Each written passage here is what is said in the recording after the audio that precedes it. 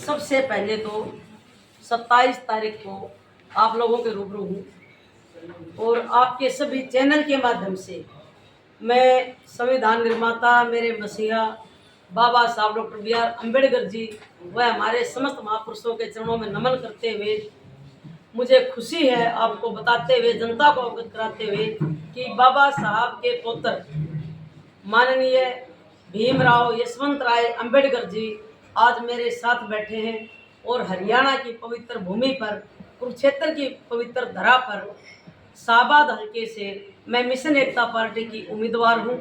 मेरे को आशीर्वाद देने के लिए यहाँ पर पहुँचे हैं, इसलिए मैं समस्त हरियाणा की जनता की तरफ से इनका स्वागत करती हूं।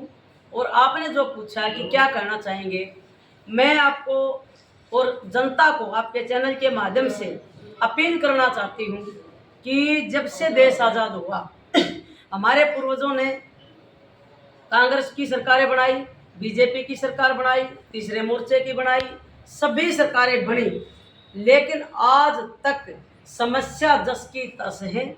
किसी भी पार्टी ने इस देश में संविधान को लागू नहीं किया। और मैं ये कहना चाहती हूँ कि अब संविधान को मानने वाले बाबा साहब के अनुयायी संविधान को लागू करने के लिए खुद अपने हाथों में सत्ता लेकर पूरे देश में विचारों की क्रांति लाएंगे, जन क्रांति लाएंगे और चुनाव जीतकर सत्ता पर काबिज होंगे और संविधान को लागू करेंगे। मुद्दे क्या रहेंगे जिनके मुद्दे ये है, सबसे पहला मेरा मुद्दा गरीबी का, बेरोजगारी का, जुल्म अत्याचार का, उत्पीड़न का, चाहे वो किसान हो, मजदूर हो, दलित हो, पिछड़ा हो, नौजवान हो, महिला हो। आज इस देश में कोई भी खुश नहीं है। आज इस देश का जो बंटवारा है वो गलत हाथों से हो रहा है। 1% लोग हैं इस देश में जो 79% भूमि और धन के ऊपर काबिज होकर बैठे हैं। उन 79% लोगों का जो धन है वो गरीबों में बांटना, ये मेरा मुद्दा है। स्थानीय मुद्दे क्या क्या हैं? किन किन मुद्दों पे आप चुनाव लड़ रहे हैं? शाहबाद में सबसे मेन मुद्दा क्या है, जब बारिश हो जाती है, आप गुमटी में जाओ, कठुआ में जाओ, मुगल माजरा में जाओ, जो आसपास के गांव हैं, कलसानी, घरों तक पानी भर जाता है। लोग अपने घरों से बाहर नहीं आ सकते। मार्कंडेश्वर भगवान यहाँ स्थापित हैं। जब मारकंडा में पानी आता है तो गांव को चपेट में ले लेता है। और मैं हैरान इस बात से हूँ, यहाँ पहली बार आकर देख के, कि अभी फिलहाल 20 साल की मैं बात करूँ, 10 साल कांग्रेस ने राज किया और 10 साल बीजेपी ने किया, लेकिन दोनों सरकारों ने आज तक पानी की समस्या का हल नहीं किया। जब ये पानी की समस्या का हल नहीं कर सके 20 साल में, आज मैं जनता को कहना चाहती हूँ, शाहबाद की जनता को, तो आगे इनसे आप क्या आशा रखोगे। ये मेरे मुद्दे हैं कि जो गांव में पानी का निकासी का प्रबंध नहीं है वो प्रबंध होना चाहिए।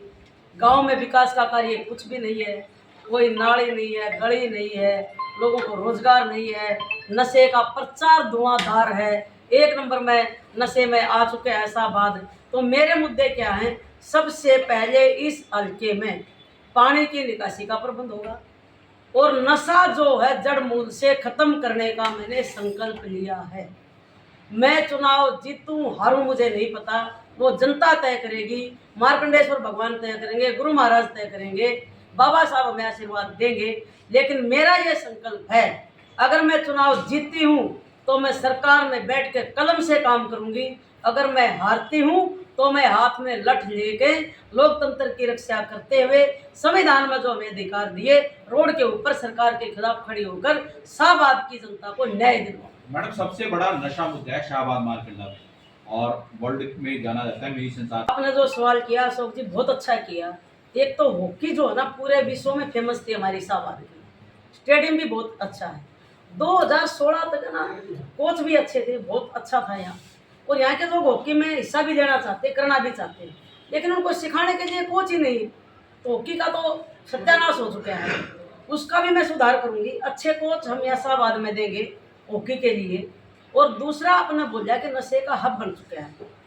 आपकी प्रेस के माध्यम से मैं भूपेंद्र हुड्डा से पूछना चाहती हूँ, उसने हरियाणा प्रदेश में जो लोग जमीन से जुड़ के काम कर रहे थे उन लोगों को टिकट ना देके ऐसे लोगों को टिकट दी है जो मोटे पैसे कमा चुके हैं नशे के कारोबार में, मोटा पैसा लेके करोड़ों रुपए, और इस शाहबाद की हल्का को बेच दिया है कांग्रेस पार्टी ने। आज इस शाहबाद की हल्का तय करेगा कि उनको नशे के चपेट में रहना है या विकास करवाना है। मैं जो लड़ाई लेकर आई हूँ नशे के खिलाफ लेकर आई हूँ, मैं जुल्म और जाति के खिलाफ लेकर आई हूँ, मैं भ्रष्टाचार के खिलाफ लेकर आई हूँ, मैं पुलिस के गुंडे राज के खिलाफ आई हूँ। मैं यहाँ की जनता को न्याय दिलाने के लिए हर संभव काम करूँगी। सत्ता में आके कलम से करूँगी, सत्ता से बाहर रह के मैं हाथ में लठ लेके झंडा डंडा लेके रोड पे आके इस हल्के शाहबाद की किस्मत को चमकाऊंगी। ये मैं आपसे वायदा करती हूँ। मैडम चेहरे हैं आप, बड़ा चेहरे हैं, दलितों को प्रेफरेंस मिलनी चाहिए। मैं ये मानती हूँ, मैं जातिवाद में कभी विश्वास नहीं करती हूँ। मेरा नारा है ना जाति ना धर्म, मानवता ही कर्म। दलित इस देश में वो है जिसको सदियों से दबाया गया है, चाहे वो महिला हो। महिला अपर कास्ट में भी दबी हुई है। अगर मैं महिलाओं समाज की बात करूं, वो भी दलित हैं, चाहे वो ठाकुर के घर की है, चाहे ब्राह्मण के घर की है, चाहे बनिया के घर की है। वो उस महिला को मैं दलित मानती हूँ, क्योंकि उसको बाहर निकल के काम करने का अधिकार हमारे समाज में पुरुष प्रधान देश में नहीं है। तो मैं महिलाओं को दलित मानती हूँ। दलित हम वो हैं, चाहे वो किसी भी जाति के हों, चाहे धर्म के हों, जो व्यवस्था में शामिल नहीं है, जिनका विकास नहीं हुआ, जिनको दबाया गया, जिनके पास खाने के लिए रोटी नहीं है, मकान नहीं है, कपड़ा नहीं है, रहने के लिए घर नहीं है, पढ़ने के लिए शिक्षा नहीं है, बीमार हो जाए दवाई नहीं है, और सम्मान और स्वाभिमान के साथ सिर ऊंचा करके वो जी नहीं पा रहे। वो इस देश में, इस प्रदेश में, इस हल्के में सब दलित हैं, और मैं उन सब दलितों की आवाज़ उठा रही हूँ, चाहे वो किसान है, चाहे मजदूर है।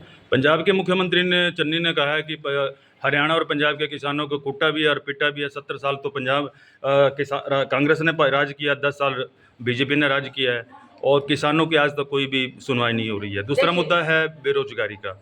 यहाँ पर युवा पलायन कर चुके हैं, पंजाब खाली हो चुका है, हरियाणा 50% खाली हो चुका है।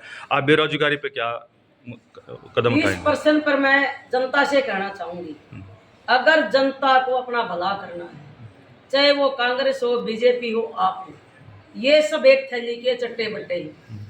इनकी उत्पत्ति एक ही माँ से हुई, आरएसएस से। और आरएसएस जो है अंग्रेजों के बाद में सबसे खतरनाक संगठन है किसान, मजदूर, महिला, दलित और पिछड़ा सबके लिए। इनकी करनी और कथनी में अंतर है। ये बोलते कुछ हैं, करते कुछ है।